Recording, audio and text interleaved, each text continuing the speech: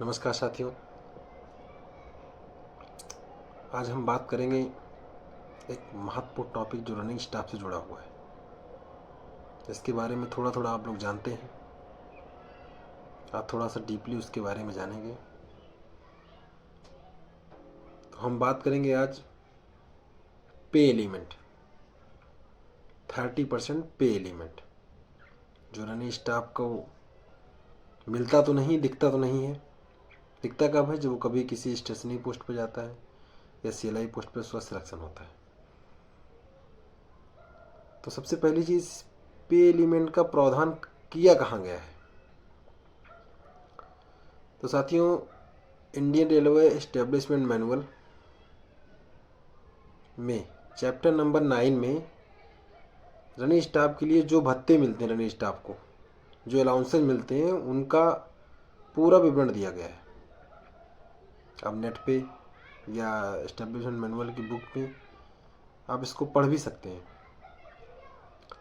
तो Indian railway establishment manual chapter number 9 का para number 924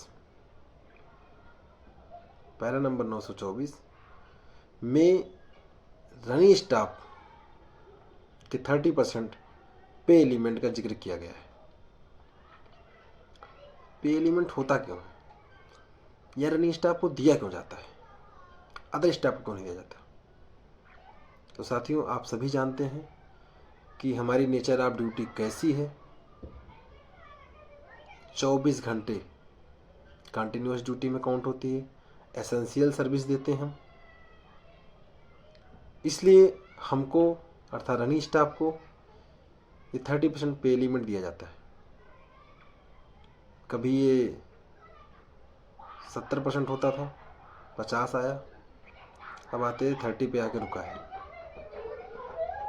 और इसको 10% तक लाने के लिए प्रशासन लगा हुआ था, लेकिन जो लोको पायलटों का संगठन है, ऑल इंडिया लोको रनिंग स्टाफ एसोसिएशन अर्थात एलारसा, हमेशा उनके संघर्षों के लिए खड़ा रहता है। उसके विरोध के बावजूद वो अभी भी दबा हुआ है। तो हम बात कर रहे हैं पे एलिमेंट 30% की। तो पे एलिमेंट 30%, जो मूल वेतन का 30% होता है, वो कहाँ कहाँ यूज होता है, कहाँ कहाँ हमें दिखता है, किन किन भत्तों में, किन किन फैसिलिटी में, उसका जिक्र करके हमको फैसिलिटी मिलती है। अब जैसे एक सिंपल बात करूं साथियों, हमें जो क्या बोलते हैं क्वार्टर मिलता है, जब हम 2400 ग्रेड पे में जाते हैं, सीएलपी बनते हैं, तो टाइप 3 क्वार्टर मिलता है। लेकिन जो अदर कैटेगरी है उसको कितना मिलता है? टाइप 2 का मिलता है। तो यहाँ पे अर्थात एलिजिबिलिटी ऑफ क्वार्टर में इस 30% का यूज किया जाता है। दूसरा, पहला हमने क्वार्टर की बात की।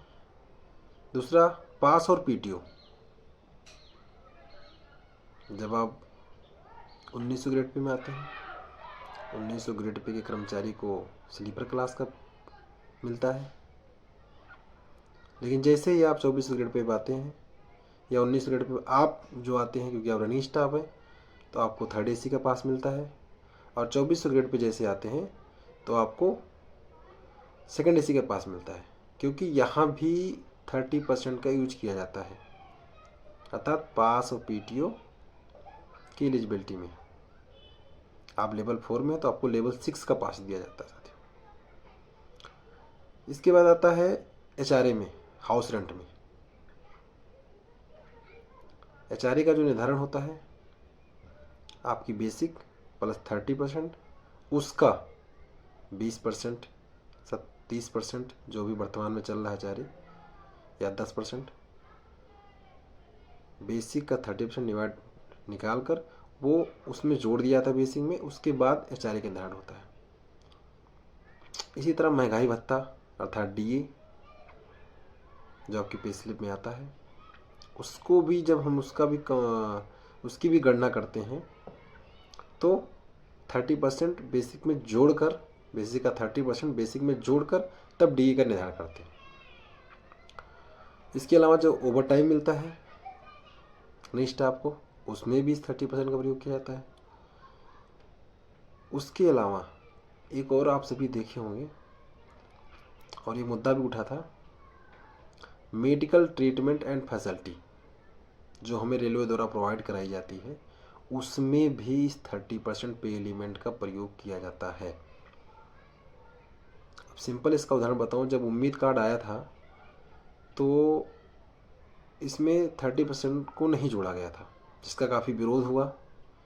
विरोध होने के बाद उन्होंने फिर से 30% को ऐड किया, तो जो साथी जो जनरल वार्ड में थे वो सेमी प्राइवेट में चले गए, जो सेमी प्राइवेट में थे कुछ साथी वो प्राइवेट वार्ड में चले गए। अब सिंपल अगर इसमें बताऊं तो अगर मान लीजिए आपका बेसिक 29,600 पे है अभी वर्तमान में, तो आप किस वार्ड के एलिजिबल हैं?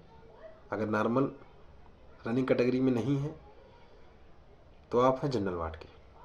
लेकिन अगर आप लोको पायलट हैं, रनिंग कैटेगरी में से बिलोंग करते हैं, तो इस पे एलिमेंट को जोड़ के आप आ जाते हैं सेमी प्राइवेट में। तो मतलब मेडिकल और ट्रीटमेंट फैसिलिटी में भी 30% का प्रावधान है। इसके साथ साथ एक जगह और प्रावधान है, एजुकेशनल असिस्टेंस, शैक्षिक सहायता। जब आपके बच्चे पढ़ते हैं तब जो आपको चिल्ड्रन एजुकेशन अलाउंस हो गया, इसके अलावा जो हॉस्टल फी मिलती है उसमें भी इसका प्रयोग किया जाता है। इसके अलावा एक लास्ट में जो सबसे महत्वपूर्ण है, आप सभी जानते हैं, वो है जो हम छुट्टी पे जाते हैं तो जो हमें लीव सैलरी दी जाती है, उसमें भी 30% का प्रावधान, 30% जोड़ के लीव सैलरी का भुगतान करने का प्रावधान है एस्टेब्लिशमेंट में। अब जो 30% जोड़ के मिलता कहाँ है? आप सोचोगे यार ये तो बोल रहे हैं कि 30% लीव सैलरी में जोड़ के मिलता है, तो कहाँ दिखता है? तो जो साथियों आपको लीव अलाउंस मिलता है वही आपका 30% है, क्योंकि डी आपको पूरा मिल रहा है, HRA आपको पूरा मिल रहा है। तो बेसिक का 30% वो लीव अलाउंस के नाम से आपको रेलवे देती है। एस्टेब्लिशमेंट में लीव अलाउंस नाम का कोई भत्ता नहीं है। पे एलिमेंट 30% है, लीव सैलरी में जोड़ को देने का प्रावधान है, सभी लीवों पे है। बहुत सारे डिवीजनों में पेटर्निटी लीव, मैटरनिटी लीव पर भी दिया जा रहा है। फिरोजपुर मंडल में अभी देना शुरू किए थे, लेकिन अभी फिर से बंद कर दिया गया है।